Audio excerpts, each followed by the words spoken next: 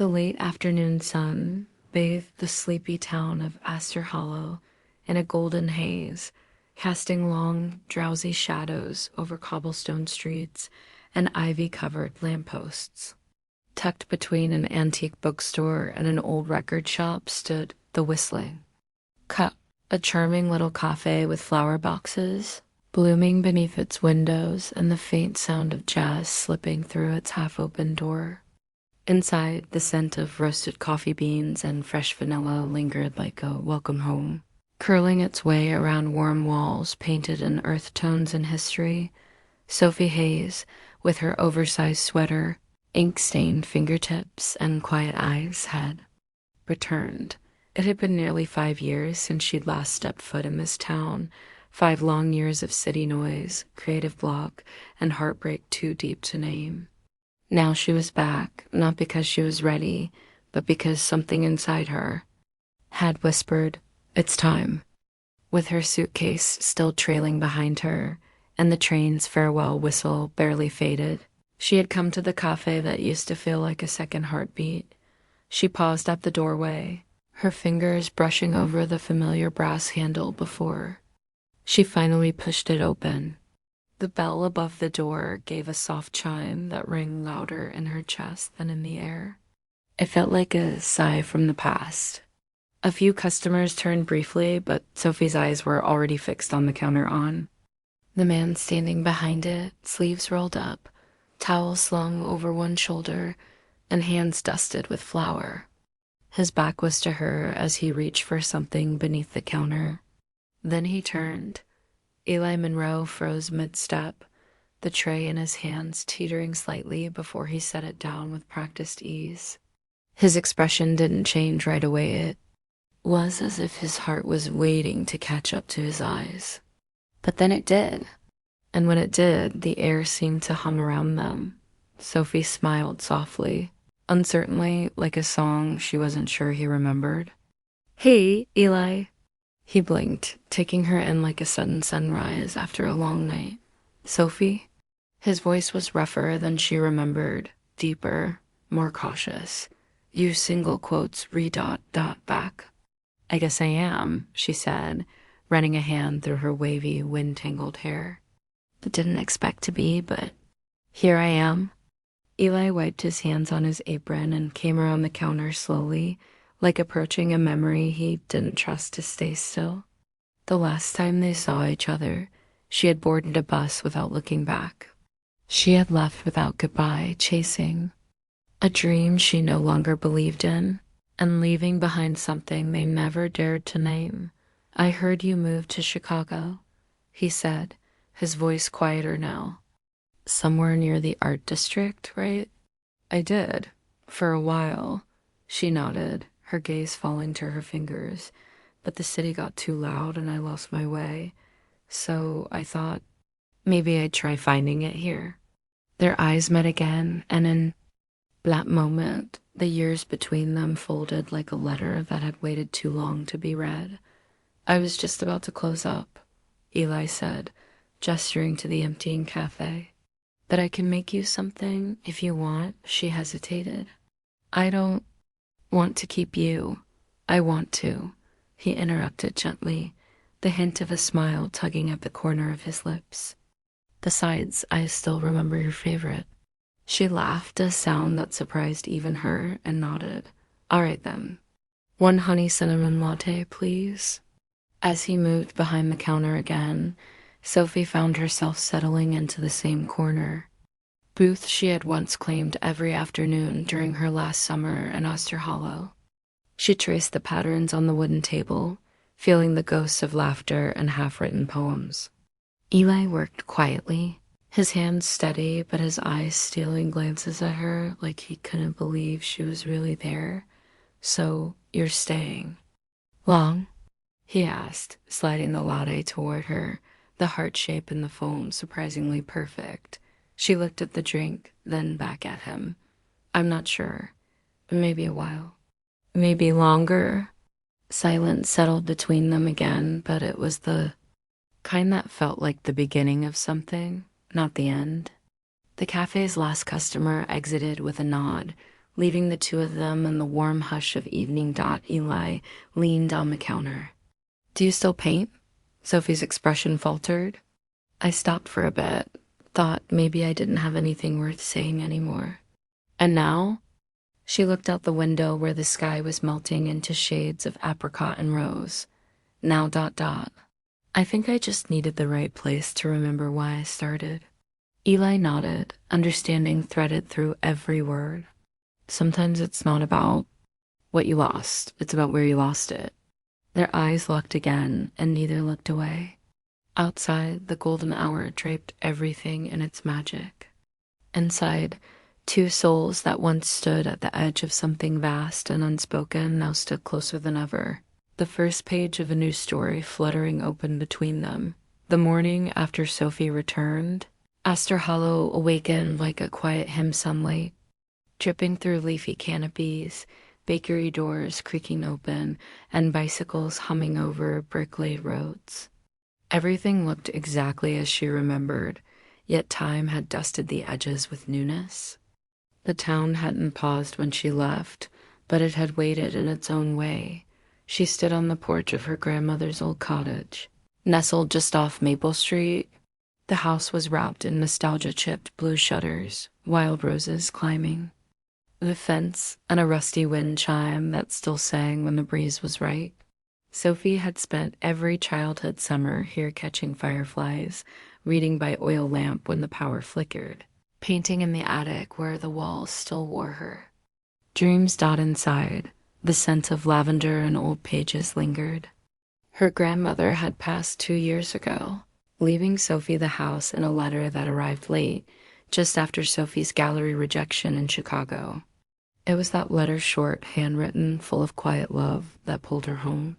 She ran her fingers along the windowsill, the warmth of morning sun dancing across her knuckles. It felt like the house remembered her. Like it had been waiting. Later that day, she walked through the center of town, where small businesses dotted the square like storybook illustrations. Mrs. Langston's floral shop still stood on the corner, the same golden retriever napping out the doorway. The church bells rang at noon, just like always. And there was Eli outside the café, a towel slung over his shoulder, laughing with a little girl holding a chocolate croissant twice the size of her hands. He looked content, rooted. But when he saw Sophie, his smile changed slower, deeper, like it came from a place he hadn't touched in years. Back for another latte? He asked, brushing flour from his hands. She smiled. I thought I'd try your famous lemon scones this time. Word travels fast in small towns. Only the important stuff, he said with a wink. Come on in. Inside the whistling cup, Sophie saw more than cozy lighting and familiar brick walls. She saw stories tucked into every corner, hand-painted menus, mismatched mugs from local artists, a wall where customers pinned Polaroids and scribbled notes of gratitude. It felt like Eli had poured his heart into the place, and it felt like it had returned the favor. As they sat near the window, sipping warm drinks and tasting scones that crumbled like clouds. The layers began to peel back. Sophie asked, Did you always want to own a cafe? Eli tilted his head, thoughtful. Not really. I wanted to travel, maybe become a writer. But after my dad passed, I needed something to hold on to. So I bought this place. Gave it my own kind of rhythm. She watched him carefully, the way his hands moved, steady and expressive. You still write? He gave a small shrug. Not as much. Got good at telling stories through pastries instead.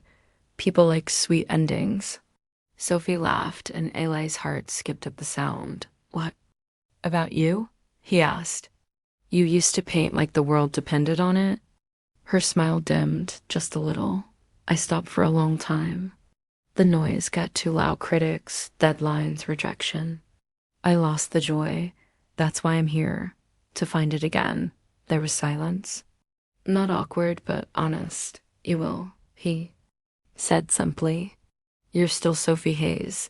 The girl who once turned a broken window into stained glass with nothing but paint and courage. She blinked, surprised he remembered. I remember everything, he added gently. That night, Sophie opened the attic door at the cottage. Dust motes danced in the soft lamplight. Her old easel stood in the corner, surrounded by forgotten canvases and tubes of dried paint. She ran a hand across the wood, heart-thudding, and then she began to clean. The next few days unfolded like a slow song, mornings at the café, afternoons in the attic. Eli brought her fresh pastries wrapped in napkins with tiny quotes scribbled in ink. Sometimes he stayed, just to talk or to watch her work silently under the golden light, and Sophie began to paint again, not for critics or galleries, but for herself. She painted the cafe at twilight, the way Eli's laughter made the walls feel brighter. She painted the old bookstore, the little dog asleep beside the flower cart. She painted the wind as it moved through the trees of Astor Hollow. Each painting was a piece of the town, and a piece of her heart rediscovered.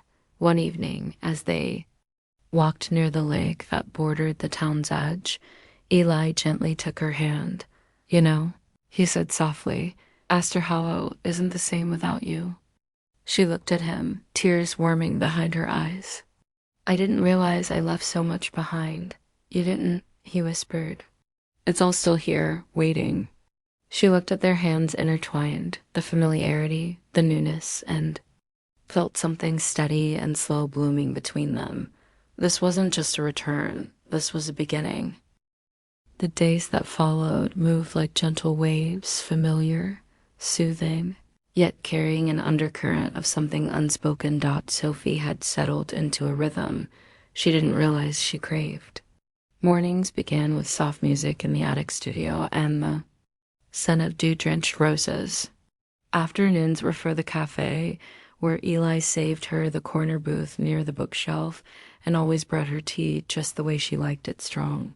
With a touch of honey and cream. Their connection deepened without grand declarations.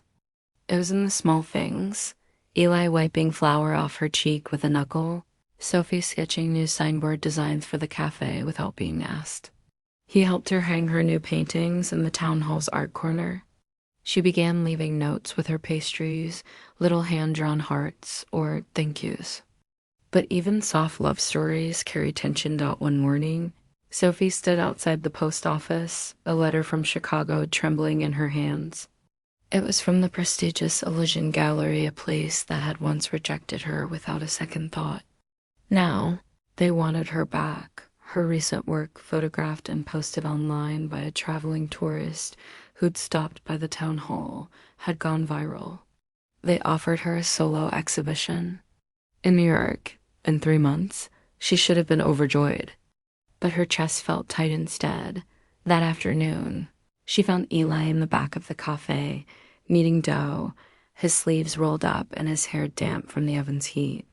She told him. He froze. "That's huge," he said carefully. "You've been waiting for this." "I have," she admitted. "But I'm not sure it's what I want anymore." "Why not?" She hesitated. "Because everything's different now. I'm different. And I don't want to lose what I've found here." Eli's jaw tightened ever so slightly.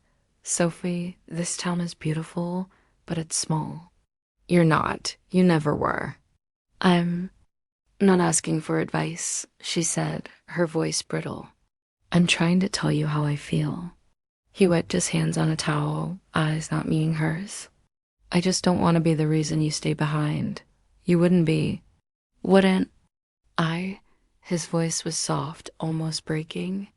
"You're here, painting again, laughing again, but for how long? What happens when you outgrow this place, when you outgrow me?" The words sliced through her. She stepped back.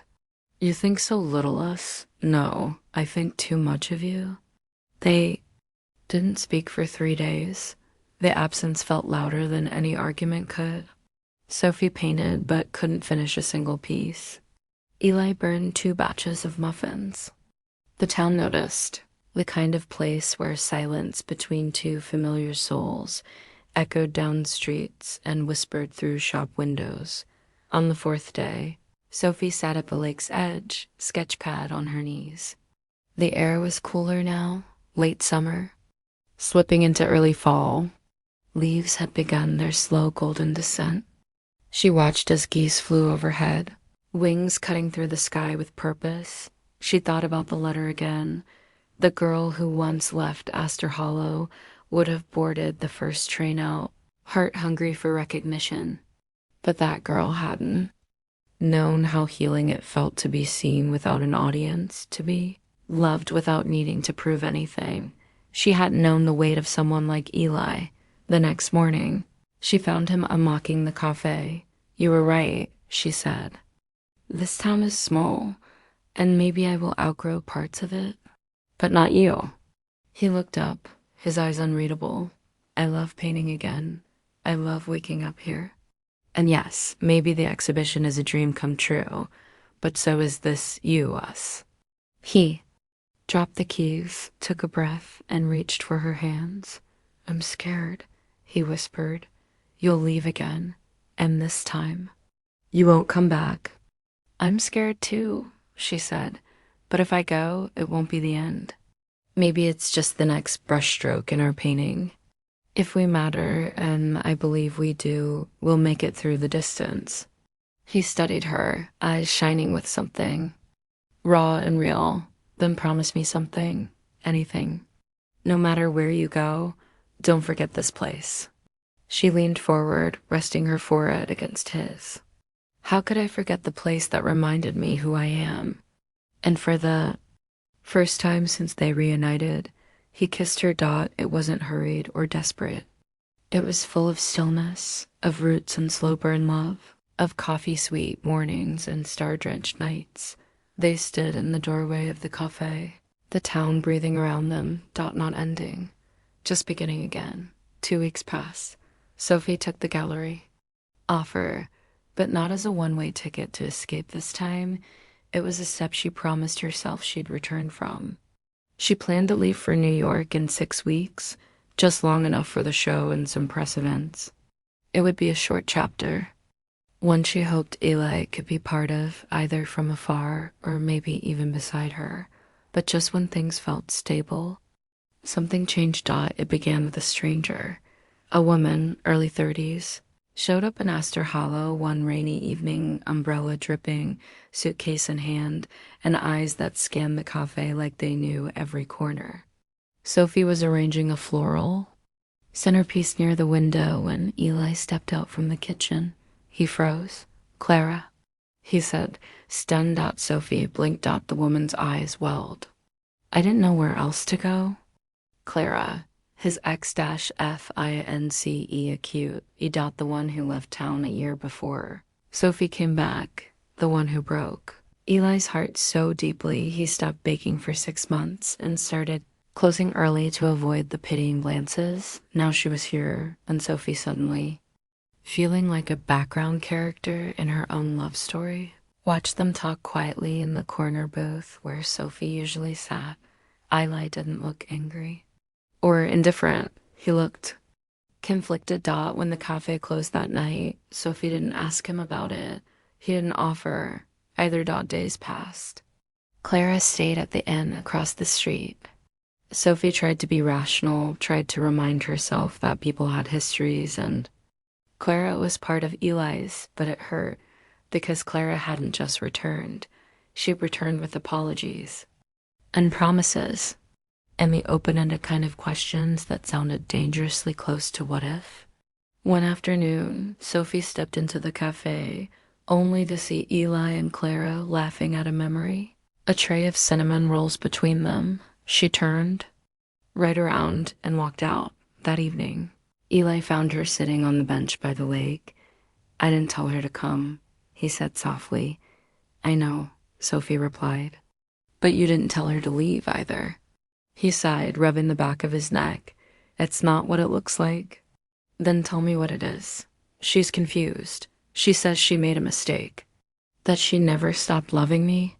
Sophie felt the words land like ice in her chest. "And you?"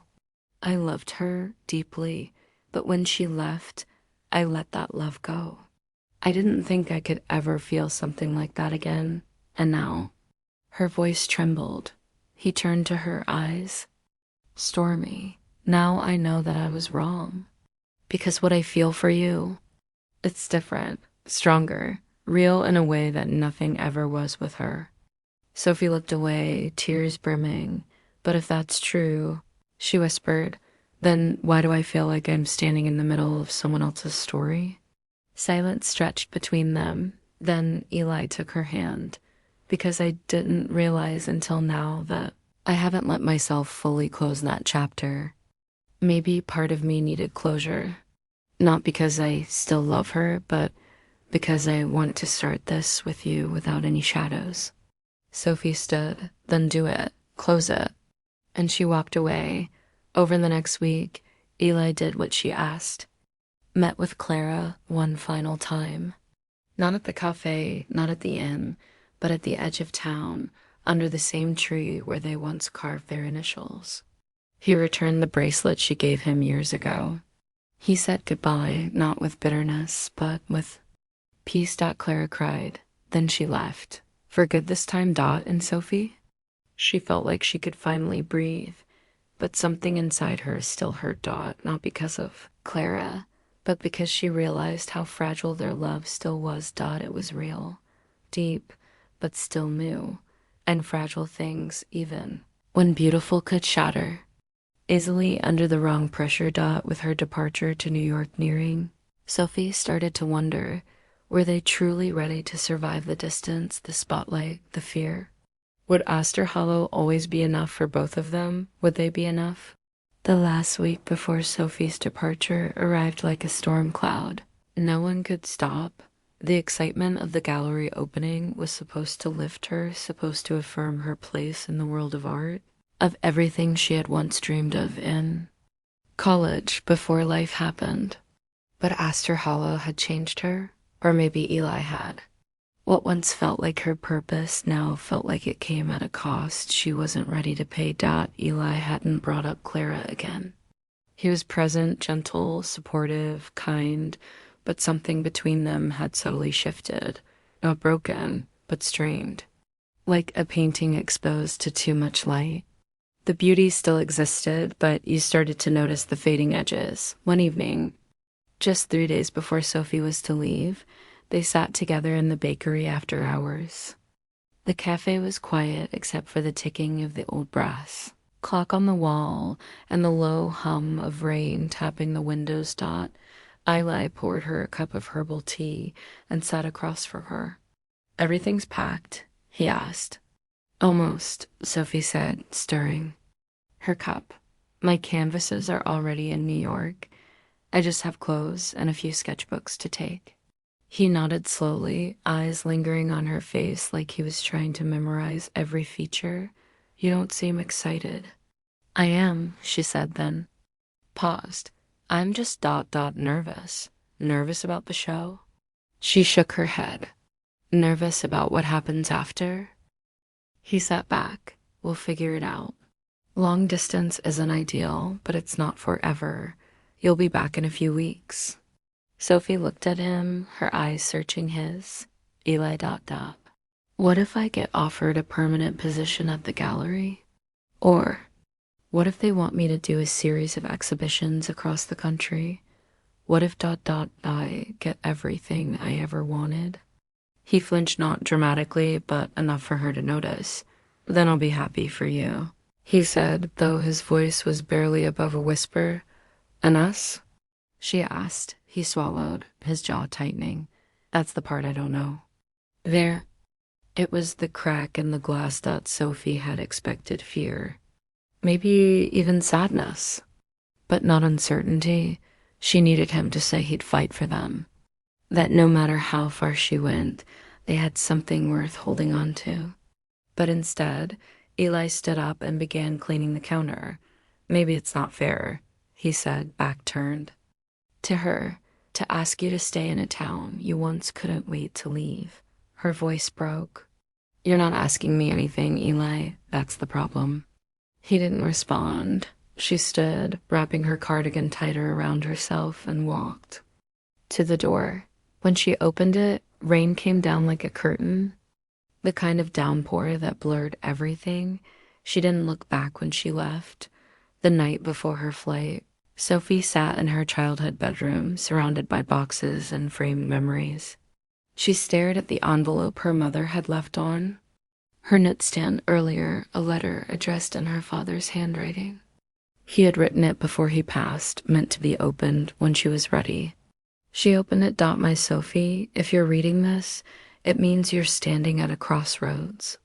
I always knew you'd chase dreams bigger than this town, and I'm proud of you. But here's the truth I learned too late. Success means nothing if there's no one to share it with. I lost time chasing promotions, missed school plays, miss watching you become who you are. Don't be like me. Don't confuse purpose with presence. You can love your work and still choose love. You can leave, but don't forget to come home. The best places in life are people. Love, Dad. Sophie pressed the letter to her heart. Tears streamed down her face, not from confusion, but clarity. She loved art, but she loved Eli more. And for the first time, she understood her life didn't have to be either or. The morning of her flight, Sophie arrived at the airport with puffy eyes and a heavy heart. She called Eli the night before. No answer. She left a message. I wish I didn't have to go like this, but I will always believe in what we had, even if you couldn't say it. She almost didn't board. Almost. Meanwhile, in Astor Hollow, Eli stood in the middle of the café, flowers still on his apron and his heart pounding like a war drum. Listened to her voicemail over and over. Each time, it broke something in him. And finally, after the fifth play, he said it out loud. I love you, Sophie.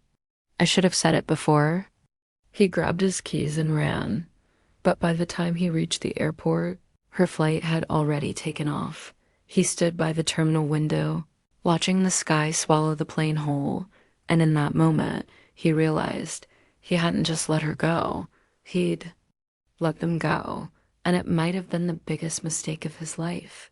6 weeks later, Manhattan, New York, the gallery bustled with critics, collectors, and socialites. Cameras clicked like metronomes. Champagne flowed, and Sophie stood in the center of it all, wearing a charcoal gray dress and an expression that didn't match the applause surrounding her. The night was everything she had once dreamed of, but the smile on her lips, it didn't reach her eyes. Each painting in her collection told a piece of her story, the golden hues of small-town mornings, the delicate strokes of laughter-filled bakery nights, the muted tones of silent heartbreak. It was all there. Astor Hollow lived on every canvas, and so did Eli. When the gallery director introduced her to a renowned European art investor, Sophie nodded politely, answered questions gracefully, and slipped away the moment she could.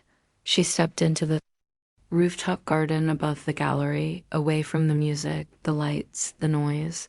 The Manhattan skyline glittered, unapologetically loud, but her heart ached for quiet, for early mornings and flower-dusted smiles, for coffee cups with names written and chocolate syrup, for a boy who never learned how to fight for her, but always made her feel seen.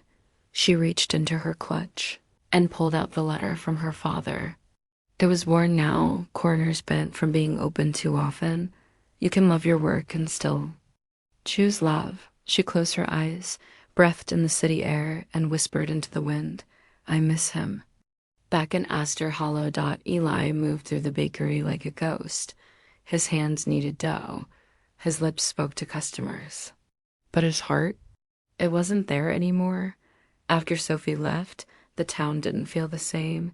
He tried to fill his time, volunteered at the community center, helped coach Little League, even considered expanding the bakery menu, but nothing filled the Sophie-shaped space she'd left behind. Her voicemail was still saved. He listened to it some nights before bed, hoping to memorize every syllable. Sometimes he sketched her while waiting for the bread to rise. Not with pencils, but with memories. Her laugh, her frustration, her hope that Clara had called again, invited him to New York for a pop-up event. He declined because the only part of New York that mattered wasn't calling him back until one rainy evening. An envelope arrived at the bakery. It was postmarked Manhattan. Inside, a photo of Sophie standing beside one of her paintings, the window light, the one of his bakery counter glowing at dusk. She looked radiant, but alone on the back in her handwriting. This one wasn't for sale because I couldn't put a price on the place. I found you. His hands trembled. Eli knew then he had made her feel like he wouldn't choose her, that she had to leave alone. But maybe just maybe. It wasn't too late. 2 days later, New York. Sophie sat in her tiny art studio apartment, surrounded by unopened congratulatory notes and flower bouquets. She stared at her sketch pad, hand frozen midline. A knock broke the silence. She assumed it was the delivery guy again. But when she opened the door, her heart skipped a beat. There he was. Eli. Soaked in rain, breathless, and holding a slightly squished chocolate croissant. In a bakery box. She blinked, sure she was dreaming. You're here? She whispered. He nodded. I didn't say it. I should have. Tears welled up in her eyes. Eli, I love you, Sophie. Not the version of you that stays, not the one who bakes with me. I love the whole you, the one who paints, who leaves, who comes back, who stands on rooftops and still sees home in places others miss. She stepped closer, voice trembling. You broke my heart. I know, but I'm here to ask for the pieces. The silence stretched between them, heavy, charged. Then she smiled. It's a mess, she said, pointing to her heart. You. Sure you want it? He grinned. Only if you want mine too? She threw her arms around him. He dropped the croissant. Neither of them cared. In the background, the city pulsed. But in that hallway, in that moment, time slowed. Two hearts that had wandered far had finally found their way back. 6 months later, the sky over Astor Hollow was awash with soft lavender, and Peach Spring had returned. And so had Sophie, but this time she didn't arrive with uncertainty. She arrived with intention. Her car rolled past the blooming cherry trees lining Main Street, past the bookstore where she used to sip coffee and sketch, past the bench where she and Eli once talked for hours under the stars. Everything looked the same, yet everything had changed, because she had changed, and so had he. The old bakery still smelled like heaven-warm sugar, vanilla, fresh bread, but now it had a fresh coat of paint, a new sign out front that read, Hollow and Heart, Bakes and Art. Inside, locals gathered around small tables with fresh cinnamon buns and painted postcards. One wall had been turned into a mini gallery, showcasing small watercolor prints, mostly landscapes of Astor Hollow, but with one striking difference. Each one held emotion, depth, love. They were hers. And at the counter, wiping flour from his cheek, was Eli. He looked up just in time to see her walking in, carrying a large canvas and wearing a smile that mirrored the sunlit morning. You're late, he teased gently, stepping around the counter. I had to finish something, she replied. Revealing the painting, he took one look at it and froze. It was them, sitting by the lake, his arm around her, her head on his shoulder. The moment wasn't photographed, wasn't scripted, but it had happened. A quiet, perfect afternoon months ago. And somehow she had captured it like magic. I wanted you to have this, she said, because this was when I knew. Knew. What? But I wasn't just visiting anymore. This wasn't just a stop on my way somewhere else. This town, this place. This life, it's where I belong. He stepped forward, voice lower now. Are you sure? She nodded. I'm not choosing between dreams and love. I'm choosing the dream that includes love, us. He didn't need words. He kissed her, Not like the first time, filled with hesitance and wonder, but like a man who had waited long enough. Like a man who knew that home wasn't a place, it was a person. Later that evening, lakeside. Sophie and Eli sat on a blanket near the water. Fireflies blinked lazily around them. He had packed sandwiches and her favorite cherry soda. She had brought her sketch pad but hadn't opened it, too busy leaning against his chest. Watching the world quiet down, I got an email from a New York gallery, she said softly. They want a full series? You thinking of saying yes? She nodded. But I'll work from here. They can come to me. He smiled. I like the sound of that. A breeze drifted through the trees. She laced her fingers with his. You know, she said, when I left the first time, I thought I was chasing something bigger. And now? Now I know the biggest things are sometimes the quietest. He leaned in, kissed her temple. Welcome home, Soph. She rested her head on his shoulder, heart full, because this wasn't just where they met, Dot. It was where they healed, grew, loved. Place built not from grand gestures, but from shared mornings, second chances, and soft. Hands that held tight even when things were hard. A place called them, a place called us.